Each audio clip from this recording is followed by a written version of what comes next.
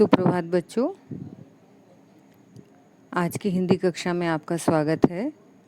आज हम पढ़ेंगे आरोह भाग 1 कक्षा 11 की पुस्तक से गद्य खंड से प्रथम पाठ नमक का दरोगा, जिसके लेखक हैं मुंशी प्रेमचंद जी।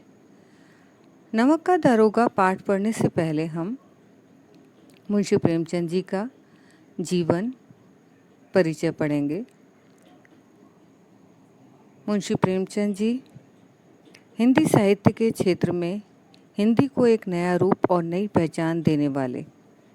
प्रेमचंद जी का जन्म 31 जुलाई 1880 को बनारस के एक गांव लम्ही में हुआ था। इनका पूरा नाम धनपत राय था। इनके पिताजी का नाम अजायब राय तथा माता का नाम आनंदी देवी था। प्रेमचंद जी एक छोटे से सामान्य परिवार में रहते थे। इनके पिता डाकखाने में कार्य किया करते थे।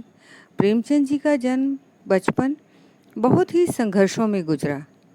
संघर्ष अभाव में गुजरा उनका बचपन।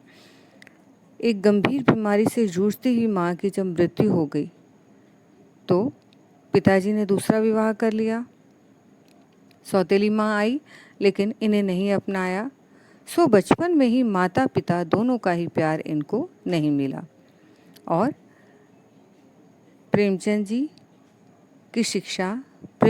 की शिक्षा प्रारंभ में उर्दू फारसी से हुई थी।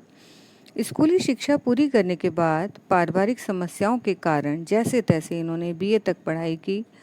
अंग्रेजी में एमए करना चाहते थे लेकिन जीवन यापन के लिए नौकरी करनी पड़ी। पहले अध्यापक नियुक्त हुए, बाद में स्कूलों के डिप्टी सब इंस्पेक्टर नियुक्त हुए। शुरू से ही इन्हें हिंदी से लगाव था, सो बहुत जल्दी ही लेखन कार्य प्रारंभ कर दिया।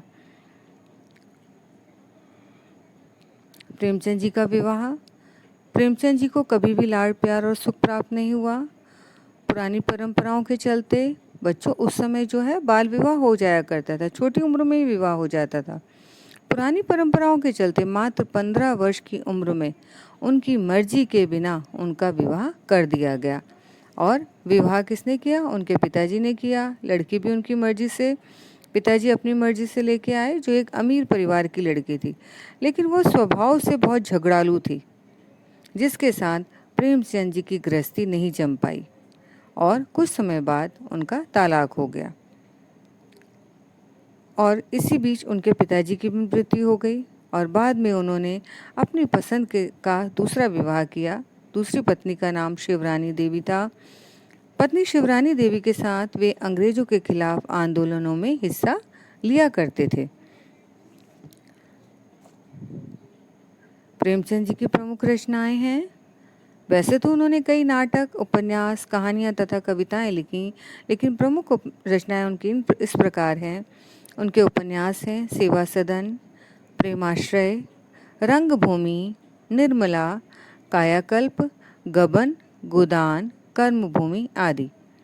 कहानी संग्रह हैं साज वतन, मानसरोवर जो कि 8 खंडों में प्रकाशित है, गुप्तधन आदि। नाटक करबला, संग्राम, प्रेम की देवी आदि। उनके निबंध संग्रह हैं कुछ विचार और विविध प्रसंग आदि। प्रेमचंद जी की भाषा शैली। प्रेमचंद जी को हिंदी के युग प्रवर्तक रचनाकारों में माना जाता है। वे उर्दू से हिंदी में आए, अतः उनकी भाषा में उर्दू की चुस्त लोकोक्तियाँ और मुहावरों का प्रयोग मिलता है। उनकी भाषा सहज, सरल, मुहावरेदार तथा प्रभावशाली है। इनकी शैली मार्मिक और चित्रात्मक है। प्रेमचंद जी की जितनी भी कहानियाँ हैं, उपन्यास हैं, उसमें गांव की मिट्टी की सौंधी सौंधी खुशबू भाषा के रूप में हमें दिखाई देती है। प्रेमचंद जी के साहित्य की विशेषताएं हैं। प्रेमचंद जी एक राष्ट्रीय और जनवादी चेतना के साहित्यकार थे। उनकी रचनाओं में तत्कालीन समाज की छवि दिखाई देती है। उन्होंने अपनी रचनाओं में जनसाधारण की भावनाओं, परिस्थितियों का मार्मिक चित्रण किया है, इसलिए उन्हें कहानी का सम्राट भी कहा जाता है। प्रेमचंद की रचनाओं को भारत ही नहीं विदेशों में भी आदर प्राप्त है। प्रेमचंद के जीवन का राजनीतिक संघर्ष उनकी रचनाओं में सामाजिक संघर्ष बन के सामने आया है, जिसमें जीवन का यथार्थ और आदर्श दोनों ही था। अर्थात उनकी रचनाओं में यथार्थ सच्चाई का चित्रण ज़्यादा दिखाई देता है, जो कि पाठक के मन को सहज भाव से छू जाता है। 8 अक्टूबर 1936 में प्रेमचंद जी का निधन हुआ। तो ये तो था प्रेमचंद जी का जीवन परिचय।